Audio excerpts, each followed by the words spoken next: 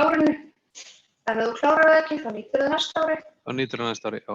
Já. Það allur gangur á þessu hjá sveitarfélögunum. Ég veit að það hérna hjá okkur að það fyrnist bara áramót og þá færðu nýtt. En þau eru frí hér á ákveðnu marki.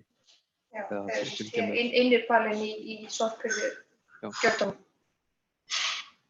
Heyrðu, ég ætla bara að fá að þakka þér kærlega fyrir góða yfirferð hjá ykkur þarna á Akureyri. Þetta virðist vera að ganga vel hjá ykkur og þetta var síðasta erindið hjá okkur í dag og ég ætla bara að segja fyrir mitt leyti að þetta búið að bæði lærdómsríkt og skemmtilegt. Ánægjulegt að ná að halda svona stóra ráðstefnu. Það hafa verið 80 manns að fylgjast með okkur í dag í þessum aðstæðum. Það getur vel verið að óháð COVID við hefum orðið að hafa þetta með þessum hætti allavega með veðrið sem úti í okkur í dag. Þannig búin að vona það heitt og innilega að þessum vetri fara að ljúka, þessum langa og leiðilega vetri og það sé hægt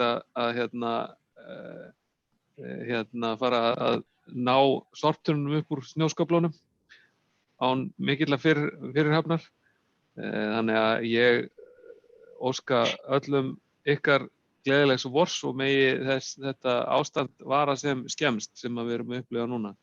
En ég get ekki annað en þetta tekið undir með öllum sem að hér hafa talað í dag að það fullt af tækifærum til þess að gera betri í þessum málum hérna á Norðurlandi. Við erum að gera margt mjög vel og mjög gott að geta fengið tækifæri til þess að læra af því sem að vel er gert og ég vona innilega að